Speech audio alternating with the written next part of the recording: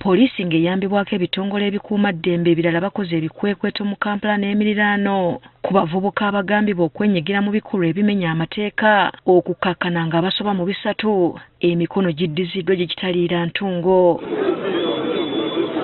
Abakwatiddwa basangiddwa n'ebiragalalagala mu bitundu omuli Nansana, Kira, Wakiso n'awalala ng'abamu babadde n'ebintu ebigambibwa nti byeyambisibwa okumenya ennyumba.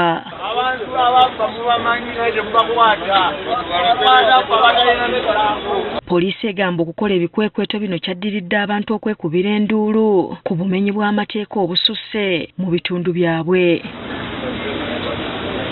Rachel Kawala ayogerera poliisi mu Kampala n'emiriraano agamba abakwate bano bagenda kutwalibwa mu kkooti bavunaanibwe. Abantu abasoba mu 3 nga wetwogerera bano bagenda kulabikirako mu mbuga z'amateeka oba bagenda simbibwa mu mbuga z'amateeka nga bano tubaguddeko emisango egy'enjawulo okuli okukozesa ebiteeberezebwa okubanga biragalalagala ne public nuisance.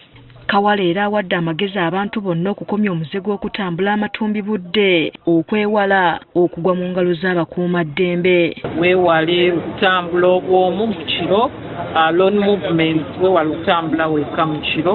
Bodaboda ezitambula ekiro ssaawa 9 lwaki oyimiriza bodaboda gy'oteekakasa. Obanga okola kiro nnyo oba oli mukyakaze ennyo tubanye okulaba nti at least tunowa boda okumanyi. N'abatuuze abalina bizinensi ez'enjawulo abawadde gaabuwa okuteeka kamera enkessi ku bizimbe byabwe kiyambeko mu kukwata bakyala kimpadde bano. Bw'oba olina obusobozi gula kamera enkessi mu makaago olabe nti omonitoringa ebigenda mu maaso